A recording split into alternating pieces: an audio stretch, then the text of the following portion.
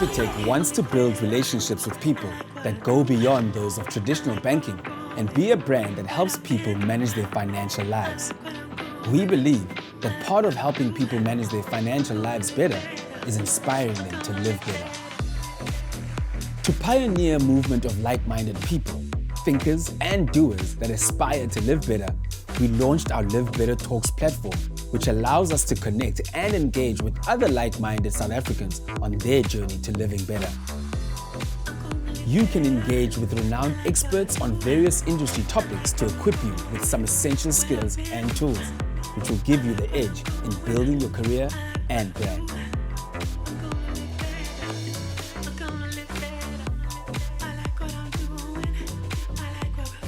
Karabo Denalane has been at the forefront in working with market leaders and elevating them to new frontiers with his vast wealth of knowledge in creative, strategic and business management. As the CEO of TBWA Hunt Lascaris, Karabo has overseen the restructuring of multiple businesses within the group, making him the perfect person to give us the inside track to the future workplace. Thank you so much for joining us. I would imagine, I think all of us are getting a crash course, real time with everything that's going on. A couple of weeks ago, we were all living our normal lives, going to our jobs, doing what we do. And then all of a sudden, the president goes on TV and says, guys, I need all of you to stay at home. I can imagine your life changed dramatically after that. Yeah, I think, for us, it was even more difficult because we were actually away on a business trip. So as soon as we came back, we were told to go into quarantine. So I've actually been in quarantine/lockdown probably 2 weeks before the president's actual announcement. So it definitely caught us unaware.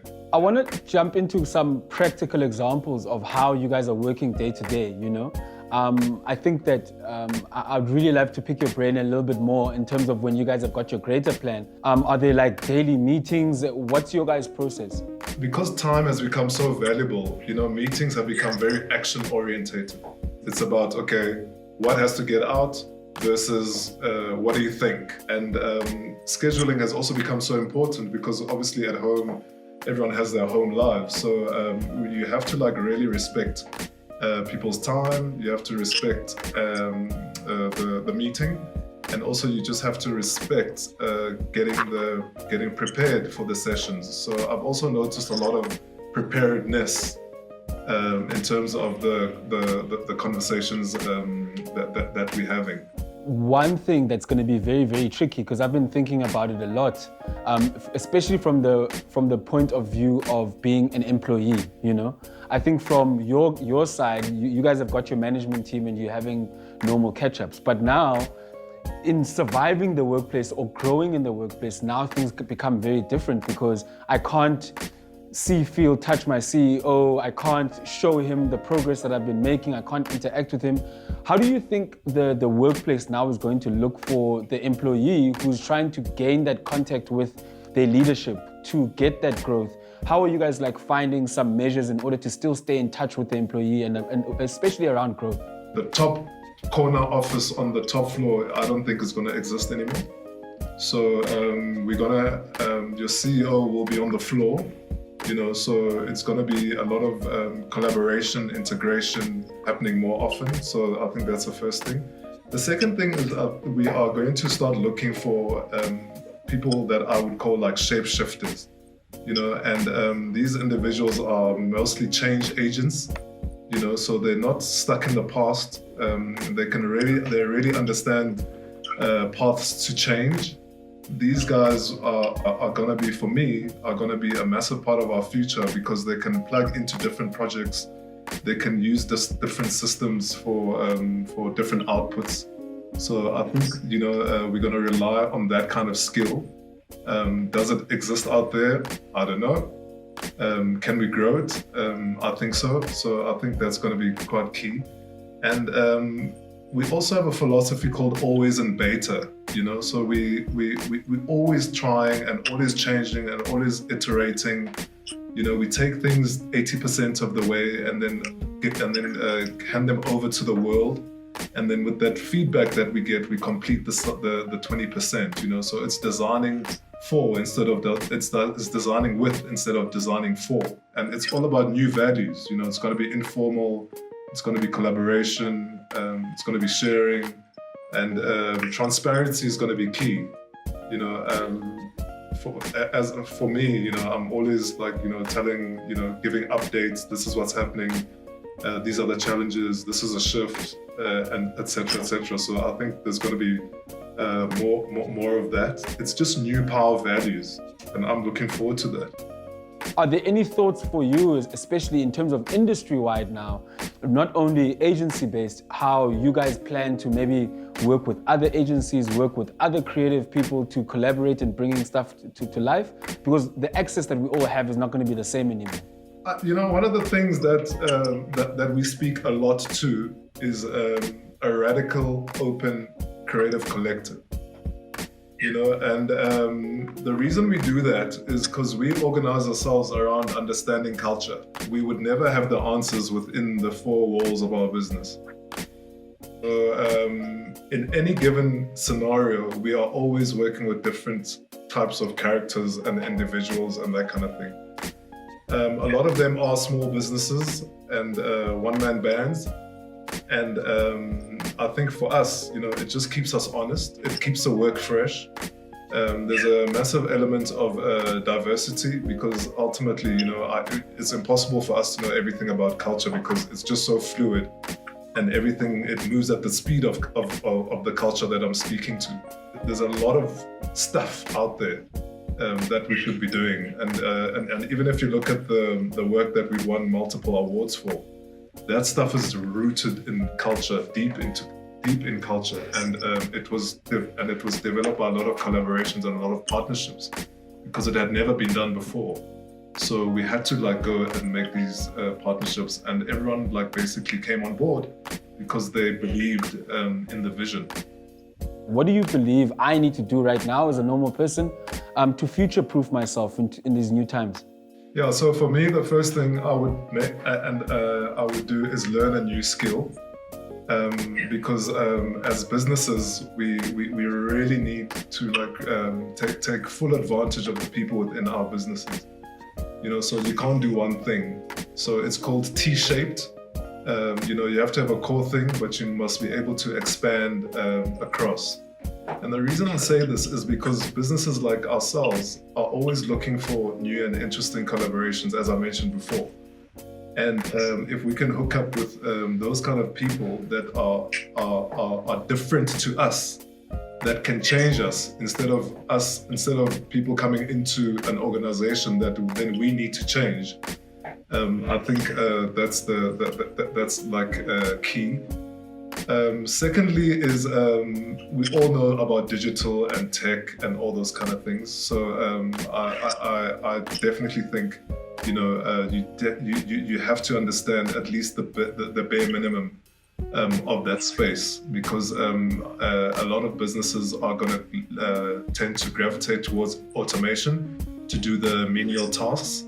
But I do think that there is a role in there for individuals to understand how to transform and push those businesses into those spaces. You know, everyone wants to be to do digital transformation, but they don't know how to do the roadmaps. They don't know the platforms and the stacks and all that kind of stuff to get there. So I think that's a massive opportunity. And I think from a communication point of view, I think content creators are definitely the future for us. You know, people need to understand what's happening out there. So how do you create and package content in a very you know, in an endearing way? You know, because that's what we do. You know, we invent desire. So like, how do we ensure that you know, we have people that are constantly packaging this content? And also, if you think about it, that's why platforms like the one that we are on are so lucrative, because of the content producers. So yeah, that's what I would say. I think with the world of knowledge that you have, all the experience that you have, I think a lot of us, especially in the creative space, can learn a lot from you. And we appreciate that very much. Yeah, it's a pleasure. And thanks for having me. And yeah, good luck out there to you too. Thank you very much. Thank you very much.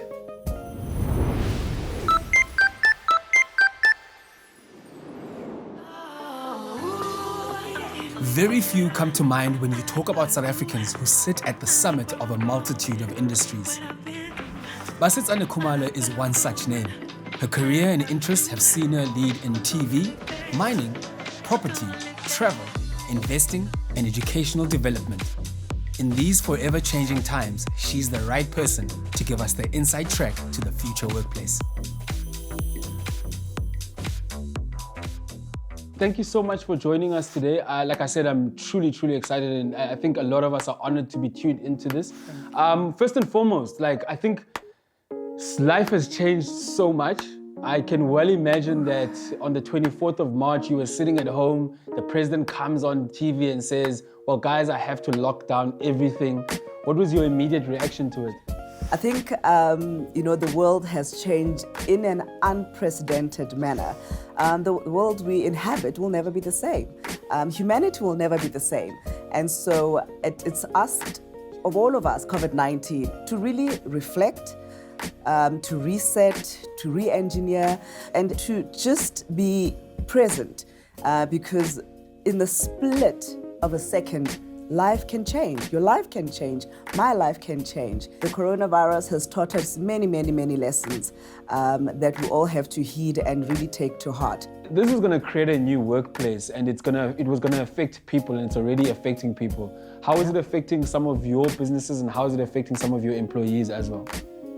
I mean, it's a reality that COVID-19 has changed our daily lives, and indeed, of course, our workplaces in a manner that is unprecedented, that is unknown to us.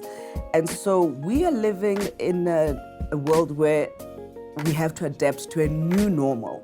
And that new normal is asking of businesses, of organizations to be innovative, to be adaptable to the workplace, for example. And so one had to be adaptable to this new world because work can't stop. But if you're not agile and open to this new world that we are now living in, as a business, as organizations, we're going to be left behind. And so it's ways to finding innovative ways to be able to continue to keep your doors open but making sure, absolutely sure, that your people are safe and that you keep your workforce gainfully employed.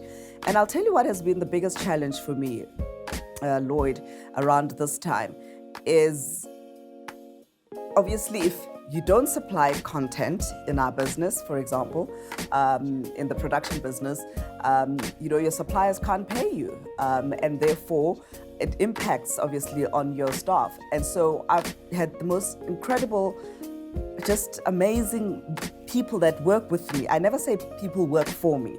People work with me. And the people that work with me, I took them into my confidence and I said, we want to create and keep everybody's jobs. Would you consider taking pay cuts?